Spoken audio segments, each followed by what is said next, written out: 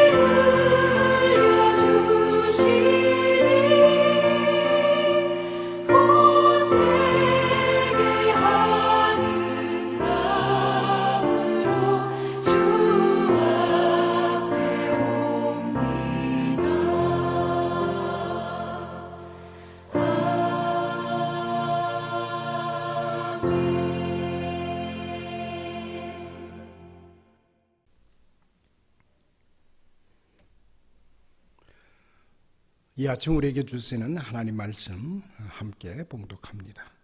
누가복음 4장 16절부터 있는 말씀 20절까지 함께 교독할 수 있었으면 좋겠습니다.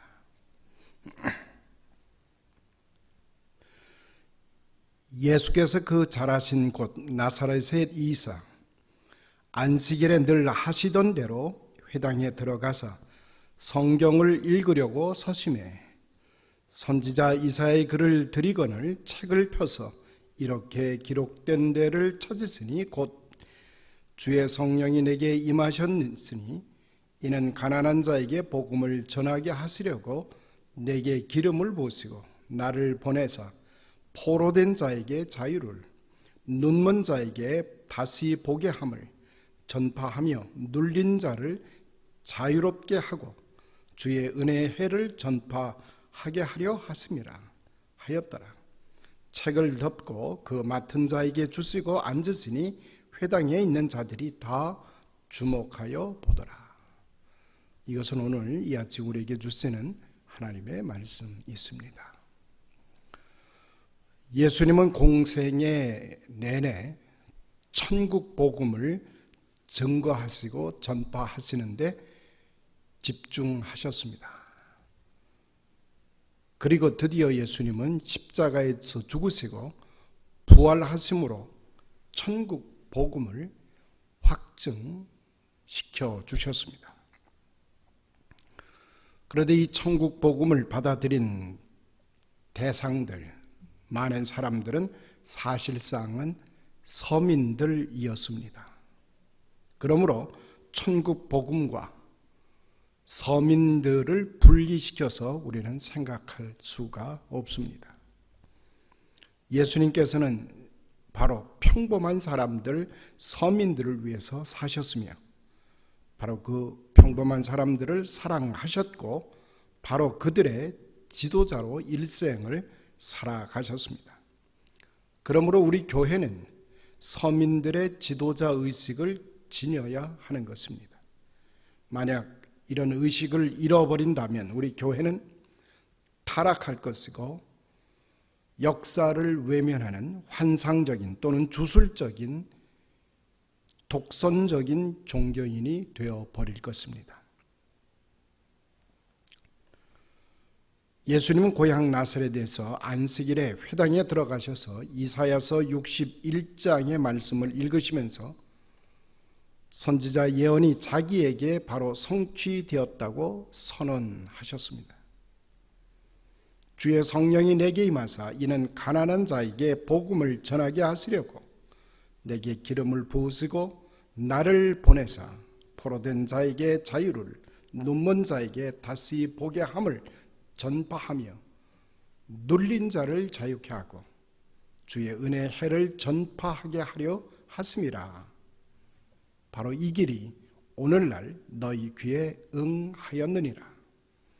바로 이 말씀 속에서 예수님은 두 가지를 강조해 주셨습니다. 첫 번째는 주님의 은혜의 해를 선포한다는 것입니다. 두 번째는 오늘이라는 바로 이 부분에 강조점이 있다고 하는 것입니다. 주님의 은혜의 해는 현실적으로 이스라엘 민족의 희년의 성취로 이루어졌다고 우리는 이해할 수가 있습니다. 희년이 되면 가난한 자, 빚으로 땅을 잃어버린 그리고 고향을 잃고 떠돌이의 삶을 살아갈 수밖에 없었던 사람들이 가족들과 이산 가족이 될 수밖에 없었던 그들이 진정한 자유와 해방을 맛보게 되는 해가 바로 희년이기 때문입니다. 그러므로 이스라엘 백성의 희년은 결코 서민들, 일반 백성들을 무관한 것이라고 이해할 수가 없다는 말입니다. 바로 이 희년을 기다리고 있는 사람들, 그들은 정녕 가난한 자요, 마음이 상한 자들이었습니다. 갇힌 자요, 보지 못하는 자들이라고 누가복음은 기록해주고 있습니다. 또 마태복음에는 바로 이 희년을 기다리는 사람들이 맹인이었고 절름발이였고 문둥병자들이었고 귀머거리였고 죽은 자들이었다고 지적해주고 있습니다. 지금 이 역사 속에서 은혜의 해를 그리고 희년을 기다리는 일반 백성들이 있습니다. 이 땅에 서민으로 살아갈 수밖에 없는 사람들, 그들이 삶의 여러 가지 부자유와 억압된 상태에서 자유케 되는 것이 그리스도의 참다운 복음이라고 하는 것입니다. 우리가 눈여겨야 할 부분이 있습니다. 예수님은 이 땅에 오셔서 바로 이 서민들, 일반 백성들을 섬겨 가셨기 때문입니다. 예수님은 섬기는 일생을 살아내셨습니다. 당시에 예수님의 뒤를 따르던 무리들이 다름 아닌 병들었던 사람들, 가난했던 사람들, 소외당하고 멸시와 천대를 받았던 인생들이 예수님의 뒤를 따라 나섰기 때문입니다. 왜냐하면 이들은 예수님을 절실히 필요로 하고 있었기 때문입니다. 예수님도 이들을 필요로 하고 계셨습니다. 왜냐하면 예수님의 메시아 되심은 바로 이들을 통해서 이루어지기 때문인 것입니다. 예수님께 나아가는 사람들은 바로 그들이 오신 메시아를 영접한 자들이었기 때문입니다. 그러므로 일반 서민들은 자신들의 고통과 희망을 오직 예수님께로 향하고 있었던 내용을 가지고 있습니다. 당시의 서민들은 예수님의 말씀을 들으려 왔으며 예수님에게서 자신의 불행을 치유받기를 원했던 것입니다. 예수님은 바로 이 일반 백성들을 보시고 마음이 아프셨고 이들을 불쌍히 여겨주셨습니다. 또 이들 서민들은 예수님의 뒤를 따르며 예수님의 도우심을 기대했습니다. 바로 이들은 경제적으로, 사회적으로, 또 정치적으로 중심권 밖에 있었던 사람들이 대부분들입니다. 예수님께서는 바로 이들을 섬기는 대상으로 삼아 주셨습니다. 이들은 예수님에게 필요한 서민들의 구원을 요청하는 자들이었고 예수님을 통해서 참다운 치유함을 얻기를 희망했던 사람들입니다. 사랑하는 성도 여러분, 여러분은 예수 그리스도가 진정 필요한 분들입니까? 여러분들 스스로가 예수님을 통해서 구원을 받고 예수님을 통해서 치유함을 얻고 진정한 자유함을 얻기를 원하고 계십니까? 그렇다면 여러분들 또한 서민들임에 틀림이 없습니다. 두 번째로 우리가 생각해야 될 부분이 있습니다. 예수님은 서민들, 일반 백성들을 섬겨내셨을 뿐만 아니라 예수님은 스스로가 서민이 되셔서 살아가셨습니다. 예수님은 서민들을 구제하거나 동정의 대상으로 삼지 아니했음을 우리는 알아야 합니다. 오히려 저들의 인격에서 자기 자신을 발견하고 스스로 서민의 한 사람으로 살아가신 것이 예수님의 진짜 모습입니다. 우리가 잘 아는 마태복음 25장 예수님의 비유에 보면 임금이 그 오른편에 있는 자들에게 이렇게 말한다고 가르쳐 주신 바가 있습니다. 너희는 내가 줄였을 때 먹을 것을 주었고 목마를 때 마시게 하였고 나그네 되었을 때 영접하였고 벗었을 때 옷을 입혀 주었으며 병들었을 때 돌보아 주었고 옥에 갇혔을 때 와서 돌보아 주었노라고 말씀하고 있습니다. 이 소리를 들었던 사람들은 당연히 이렇게 대답합니다. 주님, 우리가 언제 주께서 줄이신 것을 보고 잡수실 것을 갖다 드렸습니까? 옥에 갇히신 것을 보고 우리가 찾아갔습니까? 그때 임금이 이렇게 대답합니다. 저희가 여기 내 형제 중에서 지극히 보잘것없는 사람에게 한 것이 곧 나에게 한 것이다. 이들을 방문한 것이 곧 나를 방문한 것이라고 말씀해 주고 있습니다. 이 예수님의 비유 속에서 장차 최후의 심판은 굶주리고 목마르고 나그네 되고 헐벗고 병들고 감옥에 갇힌 자들 중에서 진행되고 있다는 사실을 숨겨주고 계십니다. 이 비유는 서민에 대한 새로운 이해를 우리들에게 요구하고 있습니다. 세계 최후의 심판의 임금님이 가장 보잘것없는 사람과 동일시되고 있다는 사실을 우리는 놓치면 안 됩니다. 이 비유 속에 가난한 이들, 서민들, 그들을 교회의 자선 활동의 구제 대상으로 삼는 것이 아닙니다. 저들을 그리스도의 형제요 자매로 삼으라는 가르침이 숨겨져 있기 때문입니다. 여기에서 서민들이 그리스도의 형제됨을 보아야 한다는 사실을 우리들에게 깨우쳐주고 있습니다. 예수님은 서민들을 섬기는 대상에서 한 단계 더 나가셨습니다. 서민들을 자신의 형제로 일치시켜 갔습니다. 일반 백성들을 인격적으로 만나 주었고 저들의 아픔과 외로움이 나의 것이 되어야 하며 저들 속에서 하나된 일체감을 가질 때 비로소 가난한 자와 연약한 자들의 형제가 되는 것임을 가르쳐주고 있습니다. 우리 주님은 가난한 자에게 가난한 자가 되어 주셨습니다. 헐벗은 자에게는 헐벗은 자가 되셔서 만나 주셨습니다. 우리 주님은 십자가상에서 우리의 목마름에 참여하셨으며 병든 자들의 친구가 되셨고 옥에 갇힌 자들과 같이 죄인으로 죽음을 맞이하셨던 것입니다. 저는 이제 결론을 얻기 원합니다. 서민의 지도자라 칭하는 교회는 진정한 서민의 밥이 될 수 있어야 합니다.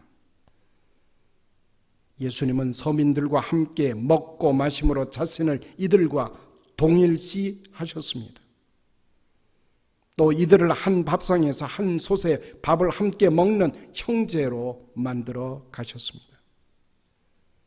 그는 상류 계층으로부터 죄인과 세리라고 멸시와 천대를 받는 사람들과 함께 식사를 하셨습니다. 사람들은 이런 예수님의 행동에 대해서 이 사람이 죄인을 환영하고 저들과 식사를 같이 하며 죄인들과 동류의 사람이라고 비난을 쏟아냈습니다. 그러나 예수님은 이렇게 말씀하십니다. 하나님 나라의 복음을 가난한 이들에게 선포하며 똑같이 하나님 나라에서 이들과 함께 먹고 마실 것을 기대하셨던 것입니다. 당시 죄인으로 비난받던 이들과 함께 어우러져서 한 밥상에 참여하는 놀라운 사건이 바로 예수님의 사역 속에 담겨져 있는 것입니다. 그리고 예수님 말씀하십니다. 하나님의 나라가 바로 이들의 것이라고. 그렇게 함으로써 하나님 나라가 실현되는 것이 무엇임을 우리들에게 보여주셨습니다. 한 밥상을 함께 나눈다고 하는 것은 소외된 서민들에게 사랑의 연대감을 나타내는 것입니다. 생명을 함께 나누는 아주 가장 구체적인 행동이며 상징이었습니다. 사랑하는 성도 여러분, 우리가 불쌍한 사람들을 구제하는 일은 쉽습니다. 그러나 그들과 함께 한 밥상을 차려 함께 먹는 일은 쉽지가 않습니다. 예수님은 서민들과 함께 앉아 밥을 먹는 것을 즐거워하셨습니다. 보리떡 5개, 물고기 2마리를 가지고 자기를 따르는 5천여 명의 아주 보통의 사람들, 연약한 사람들, 일반 백성들을 먹여주셨습니다. 이와 같이 예수님의 밥상은 굶주린 자들이 먹는 밥상과 같은 이해를 가지고 있습니다. 헤롯 왕의 밥상은 고관 대작들을 초청하여 흥청망청 먹고 마시는 그런 밥상이라고 한다면 예수님의 밥상은 전혀 다른 밥상이었다고 하는 사실입니다. 예수님은 최후의 만찬 석상에서 떡을 가지사 축사하시고 우리에게 생명의 밥을 먹이시고 또 친히 밥이 되어 주셨음을 선포하셨습니다. 따라서 세례와 성찬은 예수님의 생애에 아주 대단히 중요한 상징적 모습입니다. 세례는 예수님의 공생의 시작을 말씀합니다. 성찬은 예수님 공생애의 마지막 사건을 우리는 받아들입니다. 그러므로 요단강가에서 시작한 성스러운 사역이 다락방에서 끝을 맺고 있는데 이것이 바로 예수님 생애의 알파와 오메가인 것입니다. 세례와 성찬은 그런 의미에서 교회의 시작과 끝이라고 말할 수가 있습니다. 예수님은 왜 세례를 받으셨을까요? 예수님의 세례 사건은 이제 나의 삶은 하나님의 것이라고 하는 아주 중대한 신학적 선언이 담겨져 있는 것입니다. 나는 이제 죽고 하나님의 은혜로만 산다는 것이 세례의 진정한 의미입니다. 여러분들은 이미 신앙생활을 시작하시면서 세례를 받으셨습니다. 그 순간 여러분은 나는 이제 죽었고 오직 하나님의 은혜로만 산다고 하는 고백을 여러분 스스로 하신 것입니다. 더 나아가서 성찬이라고 하는 것은 이제 나는 모든 사람의 것이 되었다라고 하는 것입니다. 이제 나는 내 것이 아니라 모든 사람들의 것이다. 그러므로 진짜 하나님의 것은 모두의 것으로 공유되어야 한다는 것이 성찬의 참다운 뜻입니다. 하늘의 것은 땅의 모두의 것으로 나누어질 때만 신령한 것, 거룩한 것이 된다는 말씀입니다. 예수님은 성령으로 오셔서 우리 모두에게 들어갔습니다. 그분 혼자 가지고 계셨던 영이 예수님의 죽음으로 말미암아 우리 모두에게 나누어졌습니다. 그래서 진정한 서민들의 모습, 그때부터 내 것은 없어지고 모두의 것이 되는 진정한 의미를 갖는 것입니다. 내 영도 모두의 것이요 내가 가진 모든 것은 모두의 것임을 입증해 주셨습니다. 이런 경지에 이른 자가 진정한 서민의 지도자일 수가 있습니다. 이런 서민의 영성을 가지신 분이 다름 아닌 예수님이셨습니다. 이 영성을 가지고 살아가는 자가 곧 순교자요 참다운 성자일 수 있다는 말입니다. 그리고 바로 이 영성을 우리에게 이루어 가라고 우리를 불러주신 것입니다. 우리 페이필 한인 장로 교회는 다름 아닌 이 영성을 이루어 내라는 명령을 받은 것입니다. 그러므로 이제 크리스찬들은 예수님의 생명의 밥을 먹음으로 인해서 그리스도가 원하는 곳에 이 몸을 밥으로 내어 놓을 만한 용기를 가지고 있어야 합니다. 예수님은 지금도 말씀하십니다. 누구든지 나를 따라오려거든 자기를 부인하고 자기의 십자가를 지고 나를 따르라고 말씀하고 계십니다. 예수 그리스도를 따르는 길은 십자가의 길입니다. 십자가의 길이라는 것은 다른 것이 아닙니다. 사람들의 밥이 되어 살라는 것입니다. 교회는 그리스도의 남은 고난을 내 몸에 채우겠다고 다짐한 사람들의 모임입니다. 지금 우리 사회가 불화하고 분열되어 있습니까? 그러면 우리가 화해를 위한 진정한 밥으로 존재해야 된다는 말입니다. 마음의 시기가 가득한 곳에 우리가 사랑의 밥이 되어서 갈등으로 가득한 곳에서 평화의 밥이 되어지도록 하나님 우리에게 요청하고 계십니다. 이제 우리가 다른 사람들을 먹이는 밥으로 존재할 수 있을 때 모든 탐욕에서 우리는 자유해질 것입니다. 그로 인하여 우리는 천국을 맛보며 천국을 이루는 자가 될 것입니다. 결국 복음을 필요로 하는 모두에게 생명의 밥이 될 수 있어야 진정한 서민의 교회로 새로 태어날 수 있다는 말입니다. 모든 이들을 살려내는 생명의 교회, 이것이 우리 페이필 장로 교회의 진짜 모습이 되기를 간절히 소원합니다. 기도하십시다.